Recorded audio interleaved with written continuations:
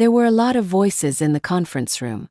My phone vibrated in my pocket as I sat there, hardly paying attention, and the screen lit up to reveal an incoming call. James was anticipating a simple check-in, perhaps with a query about my vacation or my expected return date. I went out into the hallway to respond, but as soon as I heard his voice, I felt sick to my stomach. He spoke in a chilly, disinterested, and somewhat arrogant tone. He said, "I'm divorcing you," as though he were making a weather announcement. "I've already sold the apartment, so you'll have to figure out where to live." I had trouble breathing for a while. It was almost comical, the boldness, the total lack of regret. His words sank into my veins like ice, and I tightened my hold on my phone. "You sold the apartment?" I asked, forcing my voice to remain steady. "Yeah," he replied, chuckling dryly. "Sarah and I need the money to start fresh. She deserves better than that tiny place anyway." Sarah. The name hit me like a punch to the gut. I had suspected for months. James's late nights, the mysterious business trips, the growing distance between us. But hearing her name spoken so casually, as if I were the outsider in their new life, set a fire in my chest. I refused to let him hear my pain. "Sounds good," I said coldly. "My name is Sharon, and up until that phone call, I thought I had married a man I could trust. James and I had spent 6 years together. Our relationship hadn't been perfect, but I had believed in our partnership. We had worked tirelessly to afford our apartment, a cozy 2-bedroom in the city that I had fallen in love with the moment I saw it. It wasn't just a home. It was a symbol of everything I thought we had built together. Looking back, I could see the signs, the small cracks I had ignored. James's dismissive attitude whenever I brought up our finances, the way he brushed off my concerns with a charming smile and a quick kiss. I had assumed his confidence meant he knew what he was doing. Now I realized it came from knowing he could manipulate me. The rest of the day blurred past me. I sat through meetings, nodded in the right places, took notes and answered questions, but my mind was miles away. James thought he had won. He thought he could rip the foundation out from under me, take the home I had worked so hard for, and walk away without consequences. But he had no idea that he had just sealed his own fate. Because what he didn't know was that the apartment had been solely in my name for months. We had refinanced earlier in the year, and as part of the process, I had the deed transferred entirely to me. James had agreed without a second thought because it meant a lower interest rate. He had never bothered to read the paperwork he had signed. His carelessness was going to be his downfall. By the time I returned to my hotel room that evening, my initial shock had transformed into resolve. I wasn't going to cry or beg. If James wanted a battle, then so be it. But I was going to be the one to win. The first call I made was to Emily, my lawyer and longtime friend. I explained everything, laying out the situation in detail. My voice calm, even as my pulse raced. "He sold the apartment," she repeated, disbelief thick in her voice. "Does he even realize he can't legally do that?" "Apparently not," I replied, a wry smile forming on my lips. "He's already counting the money. He thinks it's funding his new life with Sarah." Emily let out a dry laugh. "Well, he's in for a rude awakening. The sale is completely invalid. You can prove sole ownership, which means if he's taken any money from the buyer, he's on the hook for fraud." The word fraud sent a bolt of satisfaction through me. "What do we need to do?" I asked. "First, we notify the buyer that the sale isn't legal," Emily said.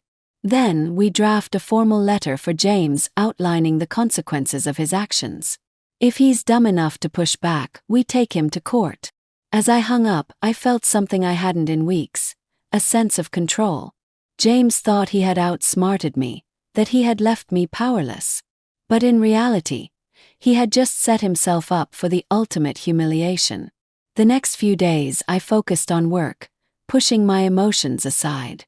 The betrayal still stung, but the prospect of taking back my life and watching James's smug expression crumble kept me going. This wasn't just about revenge. It was about reclaiming my power. When I finally boarded my flight home, I felt ready, ready to face James, ready to dismantle his lies, ready to start a new chapter without him. As the plane soared through the sky, I thought about how everything had unraveled. James's arrogance was astonishing. He hadn't even tried to hide his betrayal, as if I were nothing more than an obstacle to clear on his path to freedom. But instead of dwelling on my anger, I focused on what I would do next. He believed he had left me in ruins, but he had no idea that I had been playing the long game all along, without even realizing it. When the plane landed, I wasted no time. The moment I stepped off, I called Emily. "I'm back," I said as I pulled my suitcase from the carousel. "What's the next step?"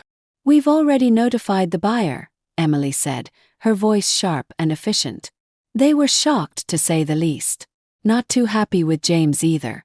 They're willing to cooperate, which works in our favor. "And James?" I asked, already knowing the answer. I sent the formal letter to his email. He's about to realize just how badly he screwed up. This morning, Emily called with an update.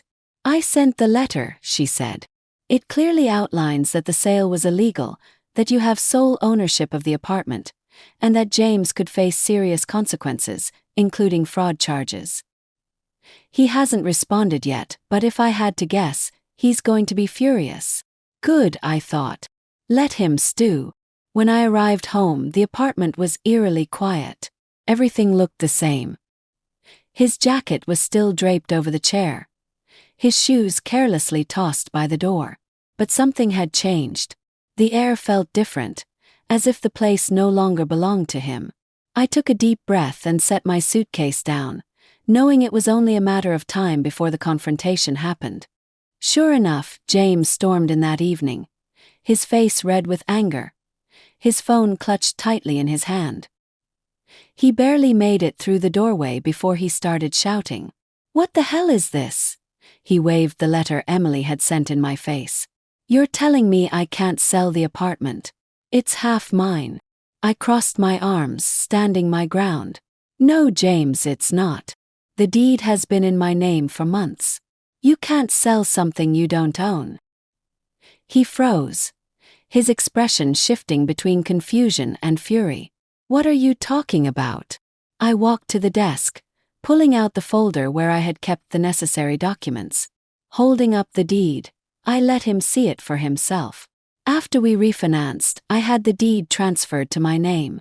You signed off on it, remember? Or did you just skim the paperwork like you always do?" For a brief moment he was silent. Then his face twisted into a sneer. "You think you're so smart, don't you? This doesn't change anything. I already made a deal, and you're going to look like a fool when it all falls apart." I didn't flinch. "The sale is already void, James. The buyer knows it. They're prepared to take legal action if you don't return the money." I took a step closer, my voice lower and sharper. "And speaking of money, if you've spent a single cent of that deposit, you're in even bigger trouble." For the first time, James's confidence wavered. "You don't know what you're talking about," he muttered, avoiding my gaze. I shook my head. "Oh, I know exactly what I'm talking about. You've spent years treating me like I'm too naive to see what you're doing. But guess what, James? I've been paying attention, and now you're going to deal with the consequences."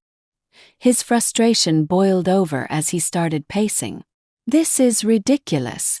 You're blowing everything out of proportion. You can't just kick me out." I arched an eyebrow. "Actually, I can. This apartment is legally mine. You can stay here for now, but only because I'm giving you the courtesy of time to figure out your next move. But make no mistake, I'm not going anywhere." Over the next few days, James's anger turned into desperation. He called me repeatedly, leaving frantic voicemails that fluctuated between pleading and threatening. Meanwhile, Emily worked tirelessly to tie up loose ends. The buyer rescinded the agreement, furious at James for wasting their time and money, and Emily drafted the preliminary paperwork for the divorce proceedings. "You're in a strong position, Sharon," she told me during one of our meetings. "James has no leverage here.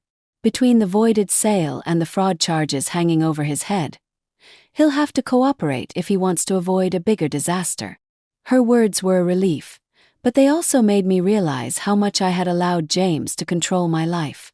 I had ignored his dismissiveness, let his arrogance slide, and told myself it wasn't worth the fight. But now I saw how much I had sacrificed, and I was done. I was taking back everything he had stolen from me. One evening, my best friend Laura came over to help me reorganize the apartment. We boxed up James's belongings, stacking them neatly in the corner of the living room.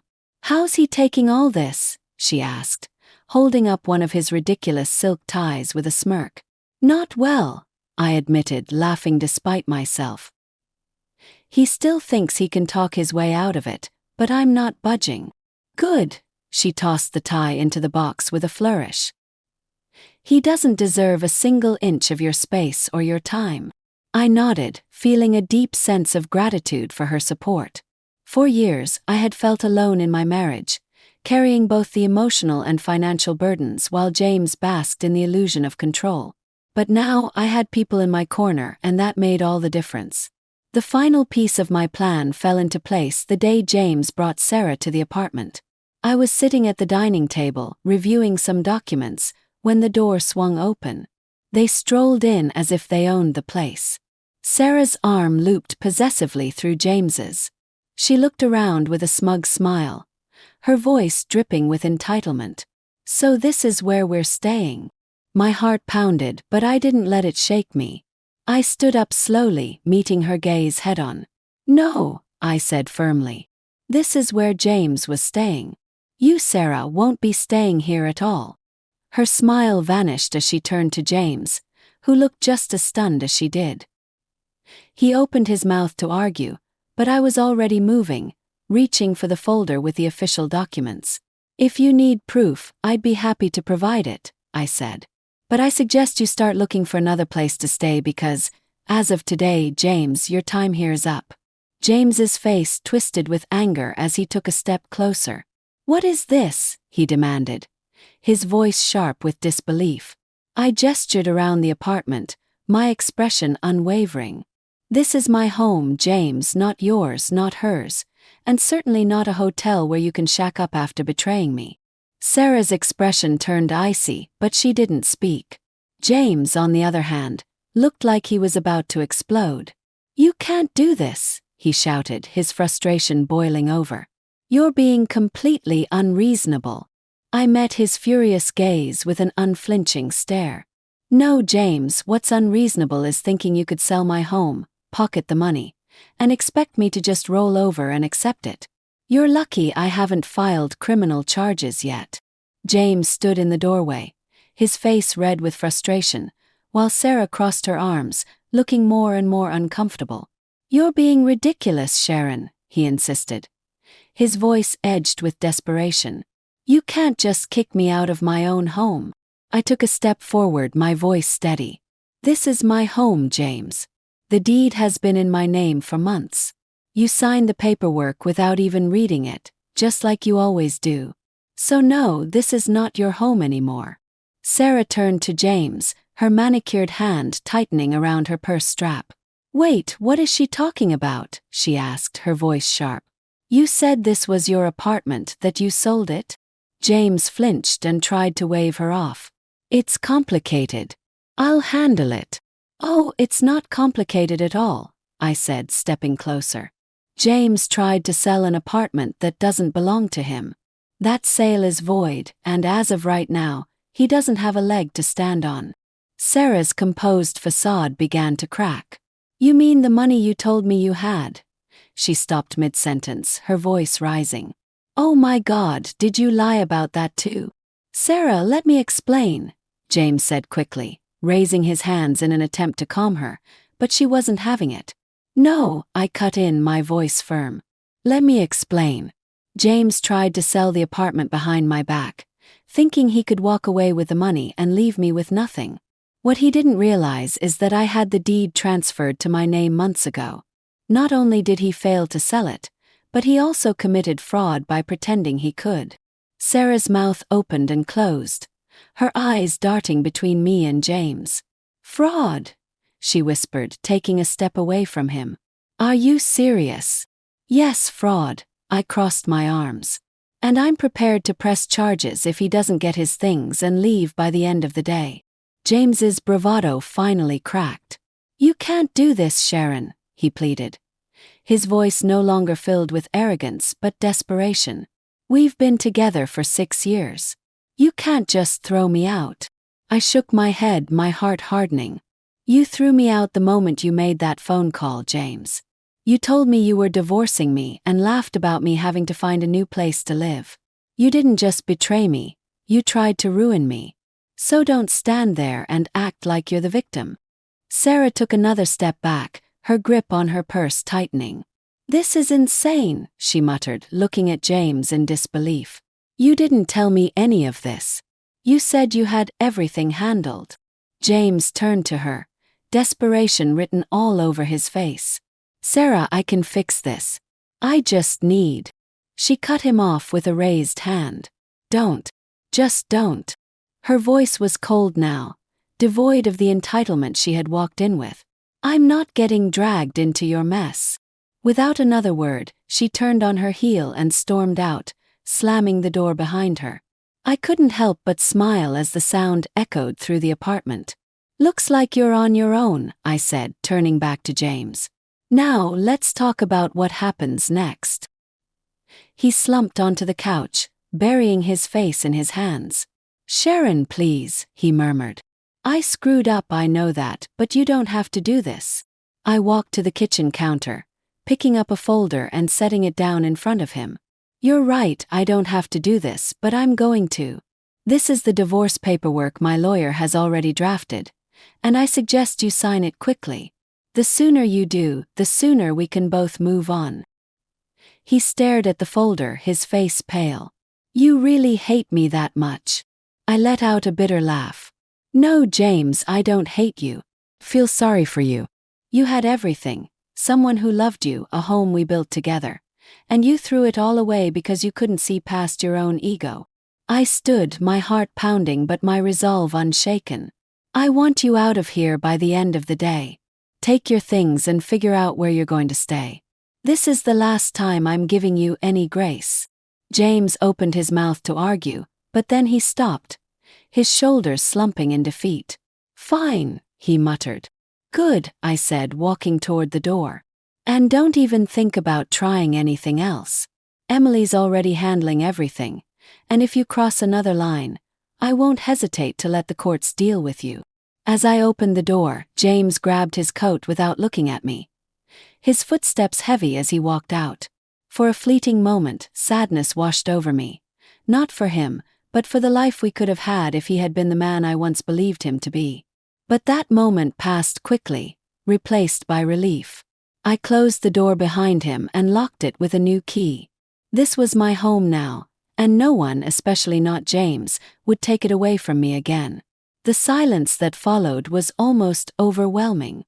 For the first time in years, I felt like I could truly breathe. The apartment, once tainted by his presence, now felt lighter, as if the weight of his lies and entitlement had finally lifted. I stood in the middle of the living room, scanning the space that had once been filled with his things. His oversized gaming chair, the framed jerseys that cluttered the walls, the gaudy coffee table he had insisted on keeping. Now it was all gone. The apartment looked brighter, cleaner. Finally felt like mine again. That evening, Kelly came over with takeout and a bottle of wine. She plopped onto the couch with a dramatic sigh. So, he's really gone and not coming back? I confirmed, pouring 2 glasses of wine. I gave him until the end of the day to pack his things, and he didn't even argue. Kelly raised her glass to fresh starts and well-deserved victories. I clinked my glass against hers, the weight of the past week finally starting to lift.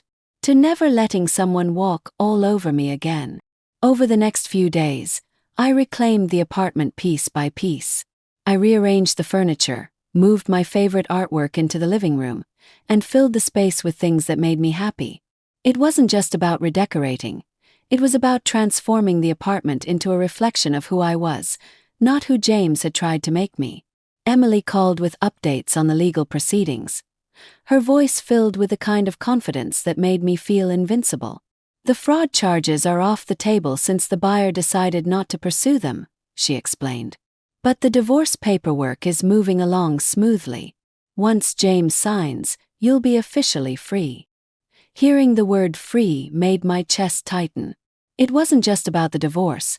It was about everything I had been carrying for years. The resentment, the self-doubt, the feeling of being trapped in a marriage where I wasn't valued. It was all finally lifting. James tried to reach out a few times. His messages ranged from half-hearted apologies to pathetic attempts to guilt me into reconciling. "I made a mistake," one read. "Can't we at least talk about this?" Another was more desperate. "You're going to ruin me, Sharon. Is that what you want?" I didn't reply.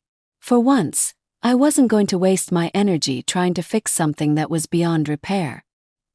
He had made his choices, and now he was dealing with the consequences. By the end of the week, the apartment felt like a completely new space. Warm, inviting, entirely mine. As I sat on the couch with a cup of tea, watching the city lights twinkle outside my window, I thought about everything that had happened. James's betrayal had been painful, but it had also been a wake-up call. For too long, I had convinced myself that I didn't deserve better, that I had to settle for whatever scraps of love and respect he decided to throw my way. But now I knew better. I wasn't just reclaiming my apartment. I was reclaiming my life. A month later, everything looked different. The apartment wasn't drastically renovated, but it felt transformed. It was a space that reflected me. My taste, my personality, my independence. The absence of James's clutter and overbearing presence made the home feel lighter, freer. The divorce was finalized smoothly. Emily handled everything with precision, ensuring James had no room to argue. He signed the papers without much fuss, probably realizing he had no leverage left. There was no grand showdown, no last-minute plea to work things out, just a cold, clean break. It felt both bittersweet and deeply satisfying. One day, while sorting through old papers, I came across a photo of James and me from our early years together. We were smiling, arms around each other, full of hope. I stared at it for a moment, letting the memories wash over me. There had been good times, moments when I truly believed we were building something real.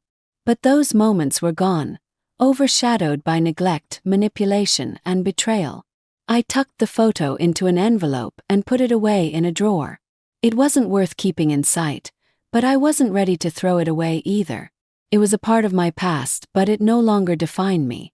Kelly and I celebrated the finalized divorce with dinner and drinks at a trendy rooftop bar downtown. "You're glowing," she said, raising her cocktail in a toast. "Single life suits you." I laughed, feeling a lightness I hadn't felt in years. "It's not the single life," I corrected. "It's the freedom. For the first time, I don't feel like I'm living under someone else's rules." We toasted to that, and as the night went on, I felt a growing sense of pride in myself. I had faced one of the hardest moments of my life and come out stronger. I wasn't just surviving, I was thriving. Back at home, I started planning for the future. The apartment had become more than just a place to live. It was a symbol of everything I had fought to reclaim. But I knew I wouldn't stay there forever. One day, I would move on to a new place, one without any lingering shadows of my past with James. I was resolved to enjoy every second of the house I had worked so hard to maintain until then. I had a profound feeling of calm when I cuddled up on the couch that evening. I couldn't help but smile when I remembered how James had chuckled during that phone conversation. So sure he had won. He had failed because of his conceit. I had been saved by my calm power. This was more than simply the dissolution of a marriage. It was the start of a new chapter in which I made the decisions and decided how I wanted to be happy. And I felt very free for the first time in a long time.